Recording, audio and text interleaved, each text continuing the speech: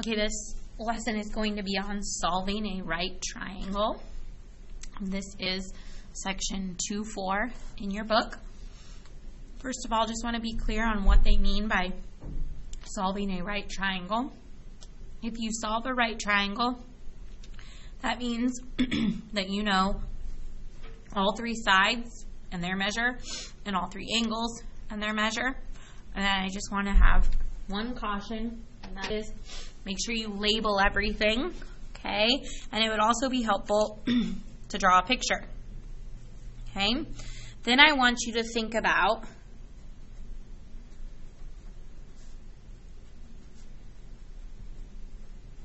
things that you know, specifically about triangles, or more specifically about right triangles, okay? So, one important thing that you know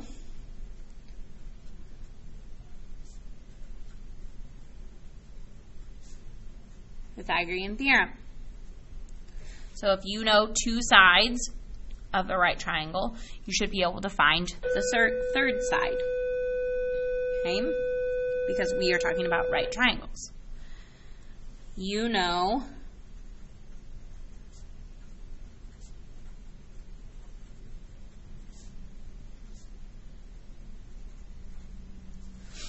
that the sum of the angles has to be 180 degrees. So if you're given two angles, you should be able to find the third angle, okay? And then the last thing that you know is your trig ratios. Sine, cosine, tangent, cosecant, secant, and cotangent. And using all of those things, you should be able to solve any right triangle. Because you know a lot about right triangles, there's not necessarily one good way to solve these. You can solve these in many different ways, okay? So let's do our first example. They will always, and so will I, use large letters to represent angles, but you also know that this is an angle because it has the degree, and smaller letters to represent the side lengths. Also, pay attention, this is rounded to 1 decimal place and 1 decimal place. That means you should probably round to 1 decimal place for each thing. Look at what you're given, and always check to see if they tell you, but if they don't, then round to however many decimal places that you are given. So, first thing I want to do is draw a right triangle. You should always start by drawing your right triangle, okay? Here's my right angle. Angle C is always going to be the right angle. Why would angle C always be the right angle?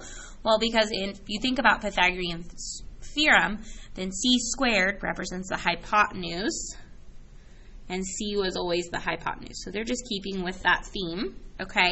And a lot of you got this question almost 100% correct on your pretest, but what happened was you didn't label everything correctly. Now, see how side C is opposite of the angle, okay?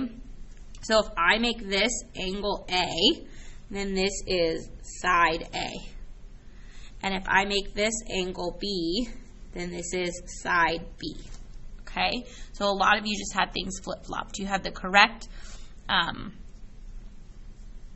numbers, but it wasn't necessarily labeled correctly. Remember that this angle affects how long this side is. That's why those two things are related, okay? So we also know that this is 28.7 degrees, okay? So this one should be fairly easy to find angle A. And you're going to use the fact that you know the sum of the angles in a triangle is 180. We're going to do 180 degrees minus 90 degrees minus 28.7 degrees, and that will give me angle A. So use your calculator, do that. 180 minus 90 minus 28.7. This angle is 61.3 degrees. All right, so we know all the angles. Now we need to find sides A and sides B.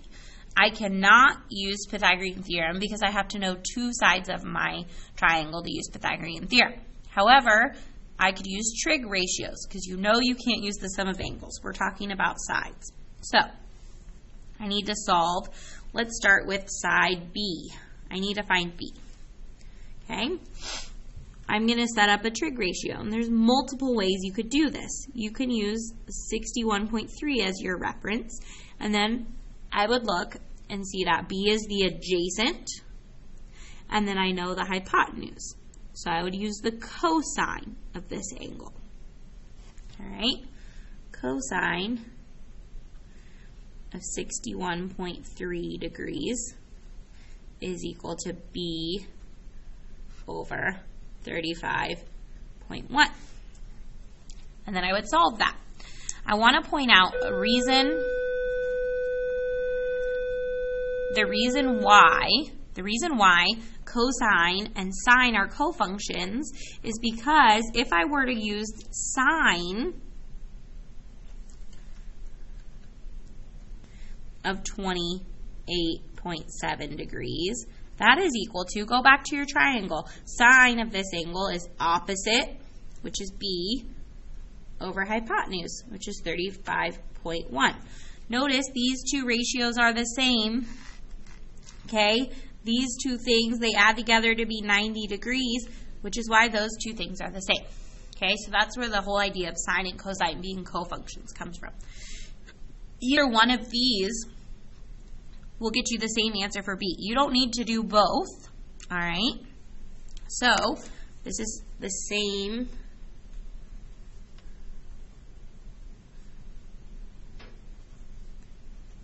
Either one will find B, all right? So I'm just going to go do this bottom one, all right? To solve this, the sine of 28.7 is just some number. You can get your calculator, double check that it is in degree mode, which mine is, and then you can type in the sine of 28.7 and see that it's that number. All right, so we've got some number equals the variable I want divided by 35.1. So I think we're just going to take this number and multiply it by 35.1. So B is equal to the sine 28.7 degrees times 35.1. If you do this all in one step in your calculator, you better make sure that this has parentheses around it. Okay? So our B is 16.855. Remember I said back at the beginning they rounded to 1 decimal place, so we're going to follow that. So rounding this to 1 decimal place, B is about 16.9.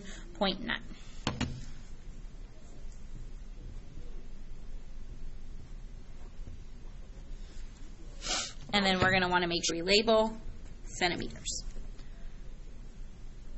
Okay? Now, I have a couple of different ways I could do this. Now I know two sides of the three in a right triangle. So I could go back and use Pythagorean theorem to figure out side A. You could also set up another trig ratio to find side A. All right, A is right here. I could use this angle to set up a trig ratio, 28.7. I've got A, which is adjacent, over hypotenuse. So I could use that.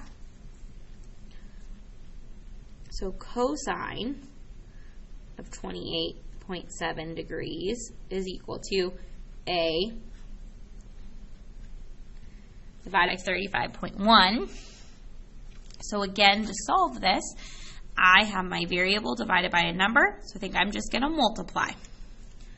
So A is going to be equal to cosine of 28.7 degrees. Remember, you're going to put parentheses around that, times 35.1. And that will give me side A.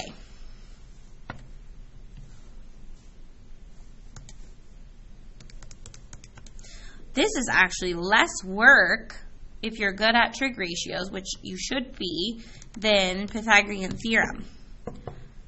I only have to do one calculation. So I get 30.787. Remember we said we were going to round to one decimal place, so I think we have about 30.8.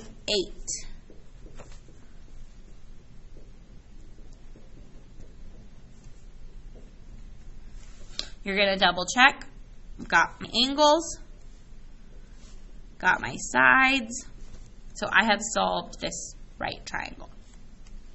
Okay, so there are many variations of this. They could, instead of giving you the hypotenuse, give you a leg and an angle, and it would be a very similar process to what we just did. So the next example I'm going to do, you are not given an angle. I'm going to do one where you're just given two sides. Okay, so this is one of the ways that they can give you one angle and one side length. Okay, and that length could either be a leg or it could be the hypotenuse. So we're going to do one more example where I give you two sides of a triangle.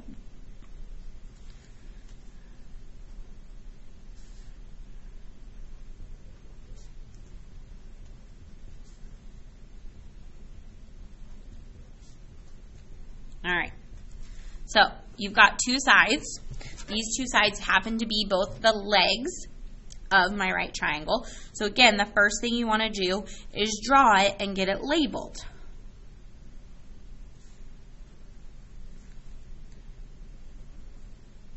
All right, this is obviously C. It's always going to be C, which means that this is my right angle. Okay, sorry, that's not a very capital C, but you know that's an angle because of my degree. Okay, then it doesn't matter where you put A and B. However, if I'm going to look at my drawing according to scale, this would probably be B, which means that this is angle B. It's important that you get that correctly. This angle affects the length of the side. Okay, which means that this is A, angle A, so this is 2.9 feet down here. Okay, personally, to find C, I would probably just do Pythagorean theorem. 8.1 squared plus 2.9 squared equals C squared. That's probably the quickest way. So, finding C, because I already have two sides, I know I need a third side, I need to find C, and then I need to list the angles. So there's all the information I need. So I'm just going to do this calculation quickly. 8.1 squared plus 2.9 squared. And I want the square root of that. Remember, I showed you this in a previous video. If you just go second square root and then second answer, it will use your answer from the very previous line. So it will use 74.02. Remember, don't want to round to the last step. So I got about 8.6 feet for my C. All right, now you know all of the side lengths. Remember, C is an approximation, so you want to be careful using C. Now I need to solve for an angle. As soon as you hear me say solve for an angle, you should be thinking about that you need to use one of your inverse buttons on your calculator because you're solving for an angle. So let's pick angle A. Let's start by solving for A. It doesn't matter whether you do A or B. Just pick one. All right, I'm going to solve for A. Here's the angle I'm trying to solve for. Set up a trig ratio using the sides that you know. So I'm going to use the two legs I was given because I will get more accurate since this is just an estimation. I'm going to use the two that I was given. So in terms of A, this is the adjacent and this is the opposite. So I know the ratio of tangent. So I'm going to say that the tangent of A, we don't know what A is equal to opposite which is 2.9, over adjacent, which is 8.1. I want to find A. So you need to remember to undo a tangent, you do the inverse. So A is really equal to the inverse tangent of that ratio. And I can type that exactly into my calculator now.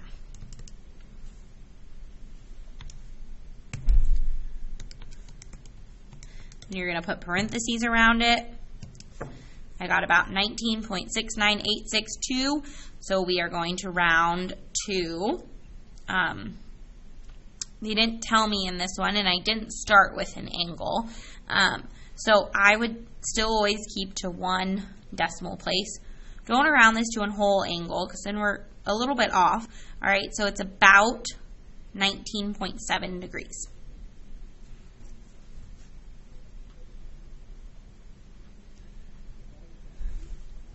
All right, so A, okay, now you could just do, to figure out B, if you think back to that list that I made, you know that the sum of all the angles in a triangle is 180 degrees. So you could just do 180 minus 19.7 minus 90, and we get 70.3, which is what angle B would have to be. You could also set up another trig ratio with angle B if you weren't necessarily confident in your answer. You could set up another trig ratio, okay? Again, here we could do the tangent of B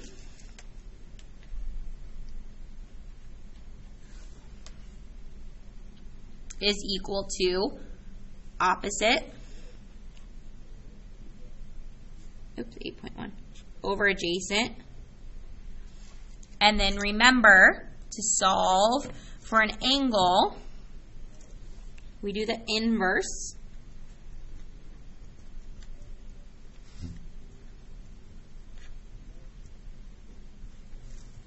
All right. And hopefully I get 70.3. Or close to that. And look at that, 70.3. Okay? Kind of cool. So that's the other scenario where you could be given two sides and asked to solve it. Okay?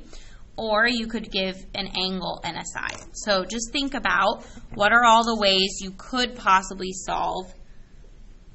You could be given two sides, one angle, and one side. Okay? And again, there's variations because two sides, I could give you the two legs, or I could give you a leg and a hypotenuse. All right, that is it for solving right triangles. Next video, we'll talk to you about some word problems where you have to solve a right triangle for just one certain length.